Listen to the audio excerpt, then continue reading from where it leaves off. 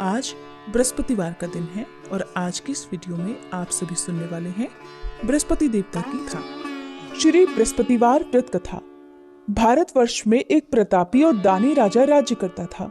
वह नित्य गरीबों और ब्राह्मणों की सहायता करता था। ये बात उसकी रानी को अच्छी नहीं लगती थी। वो न ही गरीबों को दान देती और न ही भगवान का पूजन करती थी और राजा को भी दान देने से मना किया करती थी। एक दिन राजा शिकार खेलने वन को गए हुए थे तो रानी महल में अकेली थी। उसी समय बृहस्पति देव साधु वेश में राजा के महल में भिक्षा के लिए गए और भिक्षा मांगी। रानी ने भिक्षा देने से इनकार कर दिया और कहा, हे साधु महाराज, मैं तो इस दान पुण्य से तंग आ गई हूँ। मेरा पति सारा धन लुटाते रहते हैं। मेरी इच्छा है कि हमारा धन नष्ट हो जाए, फिर न रहेगा बांस न बजेगी बांसुरी। साधु ने कहा, देवी तुम तो बड़ी विचित्र हो। धन संतान तो सभी चाहते हैं, पुत्र और लक्ष्मी तो पापी के घर भी होने चाहिए। यदि तुम्हारे पास अधिक धन है तो भूखों को भोजन दो, प्यासों के लिए प्याऊ बनवाओ, मुसाफिरों के लिए धर्मशालाएं खुलवाओ। जो निर्धन अपनी कुंवारी कन्याओं का विवाह नहीं कर सकते उनका विवाह करा दो। ऐसे और कई काम हैं जिनके करने से तुम्हारा यश लोक परलोक में फैलेगा। परंतु रानी पर उपदेश का कोई प्रभाव न पड़ा। कहने लगी, महाराज आप मुझे कुछ मत समझाइए। मैं ऐसा धन नहीं चाहती जो हर जगह बांटती फिरूं। साधु ने उत्तर दिया कि यदि तुम्हारी ऐसी इच्छा है तो तथास्तु। तुम ऐसा करना कि बृहस्पतिवार को घर लीपकर पीली मिट्टी से अपना सिर धोकर स्नान करना, भट्टी चढ़ाकर कपड़े धोना। ऐसा करने से आपका सारा धन नष्ट हो जाएगा। इतना कहकर वह साधु महाराज वहां से आलोप हो गए।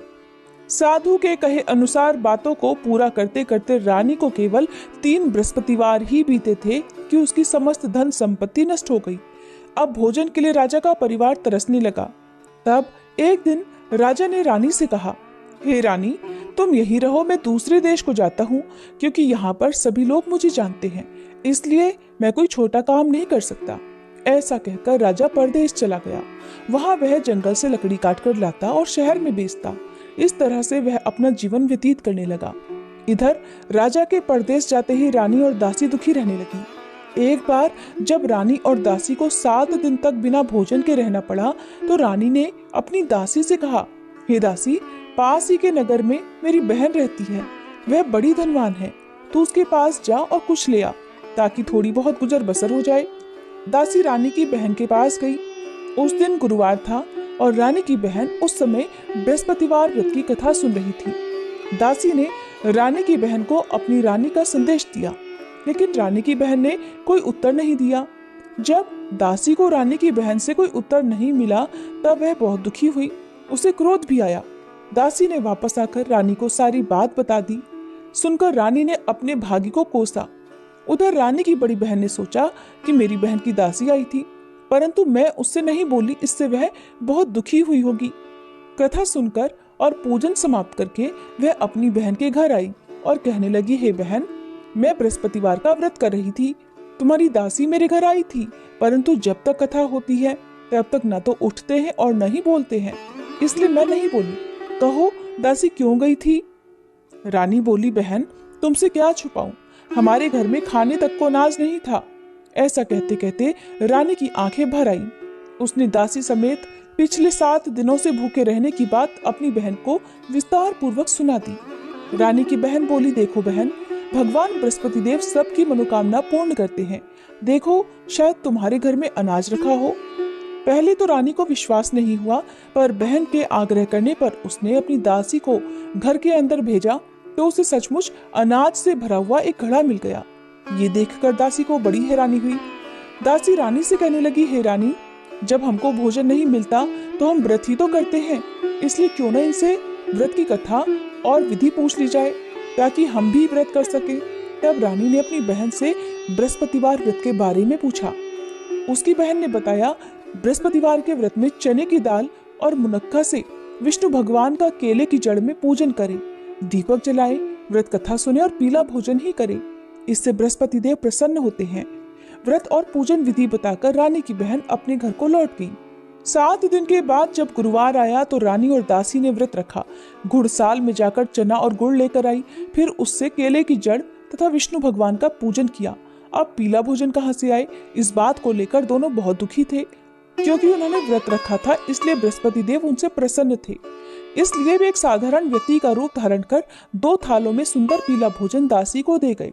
भोजन पाकर दासी प्रसन्न हुई और फिर रानी के साथ मिलकर भोजन ग्रहण किया। उसके बाद वे सभी गुरुवार को व्रत और पूजन करने लगी। बृहस्पति भगवान की कृपा से उनके पास फिर से धन संपत्ति आ गई, परंतु रानी फिर से पहले की तरह आलस्य करने लगी। तब दासी बोली, देखो रानी, तुम पहले भी इसी प्रकार आलस्य करती थी। तुम्हें धन रखने में कष्ट होता था, इस कारण सभी धन नष्ट हो गया, और अब जब भगवान बृहस्पति की कृपा से धन मिला है तो तुम्हें फिर से आलस्य होता है। रानी को समझाते हुए दासी कहती है कि बड़ी मुसीबतों के बाद हमने ये धन पाया है, इसलिए हमें दान पुण्य करना चाहिए, भूखे मनुष्यों को भोजन कराना चाहिए और धन को शुभ कार्यों में खर्च करना चाहिए, जिससे तुम्हारे कुल का यश बढ़ेगा, स्वर्ग की प्राप्ति होगी और पितर प्रसन्न होंगे। दासी की बात मानकर रानी अपना धन शुभ कार्यों में खर्च करने लगी, जिससे पूरे नगर में उसका यश फैलने लगा। फिर एक दिन रानी और दासी आपस में विचार करने लगी कि न जाने राजा किस दशा में होंगे, उनकी कोई खोज खबर भी नहीं है। उन्होंने श्रद्धा पूर्वक बृहस्पति भगवान से प्रार्थना की कि राजा जहाँ कहीं भी हो शीघ्र वापस आ जाएं। उधर वह राजा एक दिन दुखी होकर जंगल में पेड़ के नीचे आसन जमाकर बैठ गया। वह अपनी दशा को याद करके व्याकुल होने लगा। बृहस्पतिवार का दिन था। एकाएक उसने देखा कि निर्जन वन में एक साधु प्रकट हुए। वह साधु वेश में स्वयं बृहस्पति देवता थे। लकड़हारे के सामने आकर बोले, हे लकड़हारे, इस सुनसान जंगल में तू चिंता मगन क्यों बैठा है? लकड़हारे ने दोनों हाथ जोड़कर प्रणाम किया और उत्तर दिया, महात्मा जी, आप सब कुछ जानते हैं, मैं क्या कहूँ? ये कहकर वह रोने लगा और साधु को अपनी आत्मकथा सुनाई। महाराज जी ने कहा, तुम्हारी स्त्री ने बृहस्पति के दिन बृहस्पति भगवान का निरादर किया है, जिसके कारण रुष्ट होकर उन्होंने तुम्हारी ये दशा कर दी। अब तुम चिंता दूर करके मेरे कहने पर चलो तो तुम्हारे सभी कष्ट दूर हो जाएंगे और भगवान पहले से भी अधिक संपत्ति देंगे। तुम बृहस्पति के दिन कथा किया करो। 2 पैसे के चने मुनक्का लाकर उसका प्रसाद बनाओ और शुद्ध जल से लोटे में शक्कर मिलाकर अमृत तैयार करो। कथा के पश्चात अपने सारे परिवार और सुनने वाले प्रेमियों में अमृत और प्रसाद बांटकर आप भी ग्रहण करो। ऐसा करने से भगवान तुम्हारी सब मनोकामनाएं पूर्ण करेंगे। साधु के ऐसे वचन सुनकर लकड़हारा बोला, हे प्रभु, मुझे लकड़ी बेचकर इतना पैसा नहीं मिलता जिससे भोजन के बाद कुछ बचा सकूं। मैंने रात में अपनी पत्नी को व्याकुल देखा है, मेरे पास कुछ भी नहीं जिससे मैं उसकी खबर मंगा सकूं। साधु ने कहा, हे लकड़हारे, तुम किसी बात की चिंता मत करो। बृहस्पति के दिन तुम रोजाना की तरह लकड़ियां लेकर शहर को जाओ। तुमको रोज से 2 गुना धन प्राप्त होगा, जिससे तुम भलीभांति भोजन कर लोगे और बृहस्पति देव की पूजा का सामान भी आ जाएगा। जो तुमने बृहस्पतिवार की कहानी के बारे में पूछा है वह इस प्रकार है। प्राचीन काल में एक बहुत ही निर्धन ब्राह्मण था। उसकी कोई संतान न थी। वह नित्य पूजा पाठ करता, लेकिन उसकी पत्नी न स्नान करती और न किसी देवता का पूजन करती। इसी कारण वह ब्राह्मण देवता बहुत दुखी रहते थे। भगवान की कृपा से ब्राह्मण के यहाँ एक कन्या उत्पन्न हुई। कन्या बड़ी होने लगी। प्रातः स्नान करके वह भगवान विष्णु का जप करती, बृहस्पतिवार का व्रत करने लगी। पूजा पाठ समाप्त कर पाठशाला जाती तो अपनी मुट्ठी में जौ भरकर ले जाती और पाठशाला के मार्ग में डालती जाती। लौटते समय वही जौ सोने के हो जाते तो उनको बीनकर घर ले आती। एक दिन वह बालिका सूप में उन सोने के जौ को फटक कर साफ कर रही थी कि तभी उसकी माँ ने देख लिया और कहा कि हे बेटी, सोने के जौ को फटकने के लिए सोने का सूप भी तो होना चाहिए। दूसरे दिन गुरुवार था। उस कन्या ने व्रत रखा और बृहस्पति देव से सोने का सूप देने की प्रार्थना की। बृहस्पति देव ने उसकी प्रार्थना स्वीकार कर ली। रोजाना की तरह वह कन्या जौ फैलाती हुई पाठशाला चली गई। पाठशाला से लौटकर जब वह जौ बीन रही थी तो बृहस्पति देव की कृपा से उसे सोने का सूप भी मिल गया। उसे वह घर ले आई और उससे जौ साफ करने लगी, परंतु उसकी माँ का वही ढंग रहा। एक दिन की बात है, कन्या सोने के सूप में जब जौ साफ कर रही थी, उसी समय उस नगर का राजकुमार वहां से निकला। कन्या के रूप और कार्य को देखकर वह उस पर मोहित हो गया। राजमहल आकर वह भोजन और जल त्याग कर उदास होकर लेट गया। राजा को जब राजकुमार द्वारा अन्न जल त्यागने का समाचार पता चला तो अपने मंत्रियों के साथ वह अपने पुत्र के पास गया और कारण पूछा। राजकुमार ने राजा को उस लड़की के घर का पता भी बता दिया। मंत्री उस लड़की के घर गया। मंत्री ने ब्राह्मण के सामने राजा की ओर से निवेदन किया। कुछ ही दिन बाद ब्राह्मण की कन्या का विवाह राजकुमार के साथ संपन्न हो गया। इधर कन्या के घर से जाते ही ब्राह्मण देवता के घर में पहले की तरह गरीबी का निवास हो गया। एक दिन दुखी होकर वह ब्राह्मण अपनी पुत्री से मिलने गई। बेटी ने पिता की अवस्था को देखा और अपनी माँ का हाल पूछा। ब्राह्मण ने सभी हाल कह सुनाया। तब कन्या ने बहुत सारा धन देकर अपने पिता को विदा कर दिया। लेकिन कुछ दिन बाद फिर वही हाल हो गया। ब्राह्मण फिर अपनी कन्या के यहाँ गया और सभी हाल कहा तो पुत्री बोली, हे पिताजी, आप माताजी को यहाँ लिवा लाओ, मैं उन्हें वह विधि बता दूंगी जिससे गरीबी दूर हो जाए। ब्राह्मण देवता अपनी पत्नी को साथ लेकर अपनी पुत्री के पास राजमहल पहुँचे तो पुत्री अपनी माँ को समझाने लगी, हे माँ, तुम प्रातःकाल स्नान आदि करके विष्णु भगवान का पूजन करो तो सब दरिद्रता दूर हो जाएगी। परंतु उसकी माँ ने उसकी एक भी बात नहीं मानी। वह प्रातःकाल उठकर अपनी पुत्री की बची जूठन को खा लेती थी। एक दिन उसकी पुत्री को बहुत गुस्सा आया। उसने अपनी माँ को एक कोठरी में बंद कर दिया। प्रातः उसे स्नानादि करा के पूजा पाठ करवाया तो उसकी माँ की बुद्धि ठीक हो गई। इसके बाद वह नियम से पूजा पाठ करने लगी और प्रत्येक बृहस्पतिवार को व्रत करने लगी। इस व्रत के प्रभाव से मृत्यु के बाद वह स्वर्ग को गई।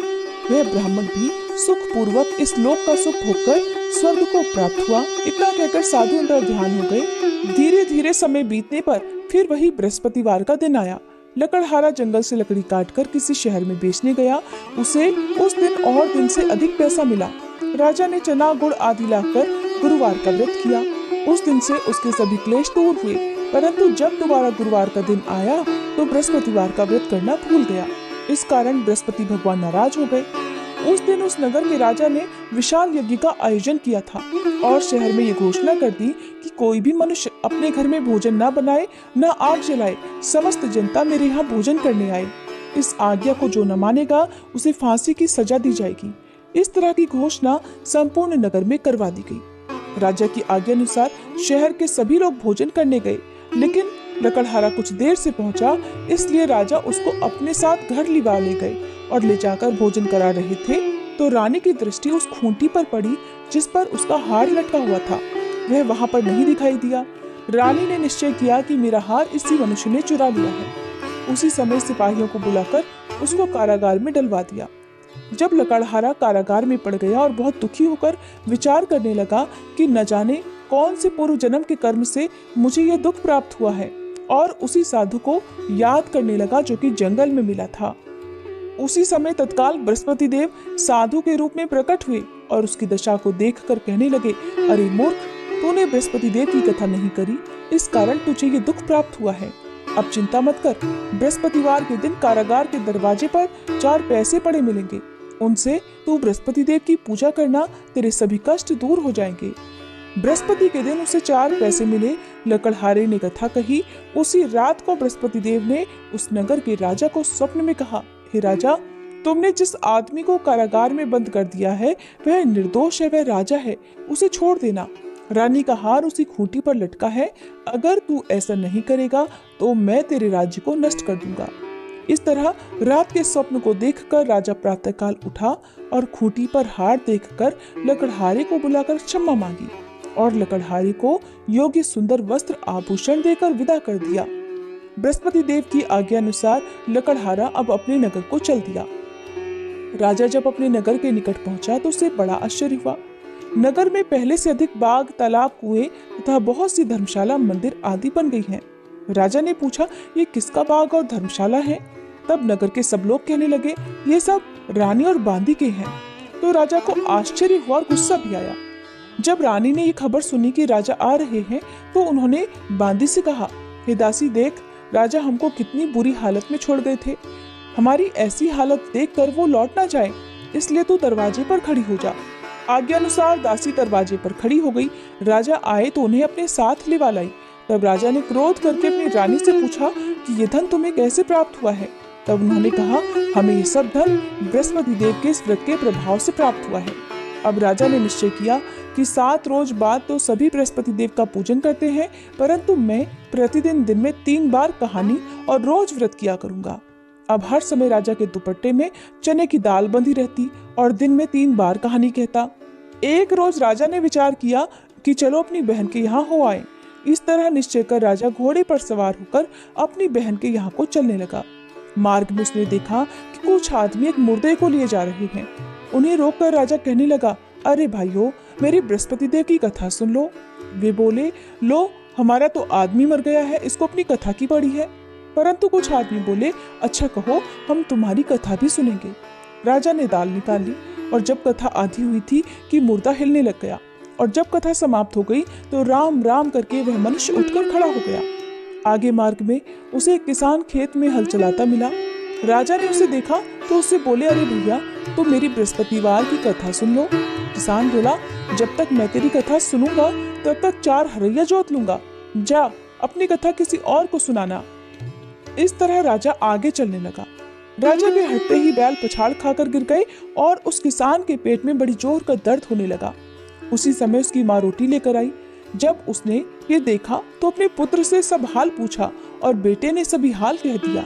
तो बुढ़िया दौड़ी दौड़ी उस घुड़सवार के पास गई और उससे बोली कि मैं तेरी कथा सुनूंगी, तू अपनी कथा मेरे खेत पर चलकर ही कहना।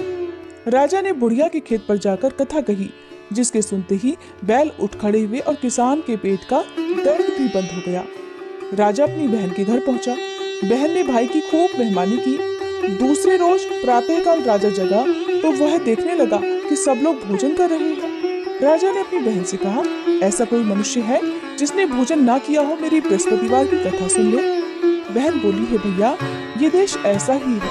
पहले यहाँ लोग भोजन करते हैं, बाद में अन्य काम करते हैं। अगर कोई पड़ोस में हो तो देखाऊं। वो ऐसा कहकर देखने चली गई, परंतु उसे ऐसा कोई व्यक्ति नहीं मिला जिसने भोजन ना किया हो। अतः वह एक कुम्हार के घर गई जिसका लड़का बीमार था। उसे मालूम हुआ कि उनके यहाँ 3 रोज से किसी ने भोजन नहीं किया है। रानी ने अपने भाई की कथा सुनने के लिए कुम्हार से कहा। वह तैयार हो गया। राजा ने जाकर बृहस्पतिवार की कथा कही, जिसको सुनकर उसका लड़का ठीक हो गया। अब तो राजा की प्रशंसा होने लगी। एक दिन राजा ने अपनी बहन से कहा, हे बहन, अब हम अपने घर को जाएंगे, तुम भी तैयार हो जाओ। राजा की बहन ने अपनी सास से कहा। सास ने कहा, हाँ चली जा, परंतु अपने लड़कों को मत ले जाना, क्योंकि तेरे भाई के कोई संतान नहीं है। बहन ने अपने भैया से कहा, हे भैया, मैं तो चलूंगी, पर कोई बालक नहीं जाएगा। राजा बोला, जब कोई बालक नहीं जाएगा तब तुम भी जाकर क्या करोगी। बड़े दुखी मन से राजा अपने नगर को लौट आया। राजा ने अपनी रानी से कहा, हम निर्वंशी राजा हैं, हमारा मुंह देखने का धर्म नहीं है और कुछ भोजन आदि नहीं किया। रानी बोली, हे प्रभु, बृहस्पति देव ने हमें सब कुछ दिया है, वह हमें संतान अवश्य देंगे। उसी रात को बृहस्पति देव ने राजा से स्वप्न में कहा, हे राजा, उठ, सभी सोच त्याग दे, तेरी रानी गर्भ से है। राजा को ये बात सुनकर बड़ी खुशी हुई। 9वें महीने में उसके गर्भ से एक सुंदर पुत्र पैदा हुआ। तब राजा बोला, हे रानी, स्त्री बिना भोजन के रह सकती है, पर बिना कहे नहीं रह सकती। जब मेरी बहन आए तब तुम मुझसे कुछ मत कहना। रानी ने सुनकर हाँ कर दिया। जब राजा की बहन ने ये शुभ समाचार सुना तो वह बहुत खुश हुई और बधाई लेकर अपने भाई के यहाँ आई। तभी रानी ने कहा, घोड़ा चढ़कर तो नहीं आई, गधा चढ़ी आई। राजा की बहन बोली, भाभी, मैं इस प्रकार न कहती तो तुम्हें संतान कैसे मिलती। बृहस्पति देव ऐसे ही हैं, जैसी जिसके मन में कामनाएं हैं सभी को पूर्ण करते हैं। जो सद्भावना पूर्वक बृहस्पतिवार का व्रत करता है और कथा पढ़ता है अथवा सुनता है, दूसरों को सुनाता है, बृहस्पति देव उसकी सभी मनोकामनाएं पूर्ण करते हैं। प्रेम से बोलिए बृहस्पति देवता की जय। ये थी बृहस्पतिवार व्रत कथा। कथा को अंत तक सुनने के लिए आप सभी का बहुत बहुत आभार। आपसे अनुरोध है, हमारे चैनल को सब्सक्राइब करके हमारे चैनल पर अपलोड होने वाली बाकी वीडियोस भी जरूर देखिएगा।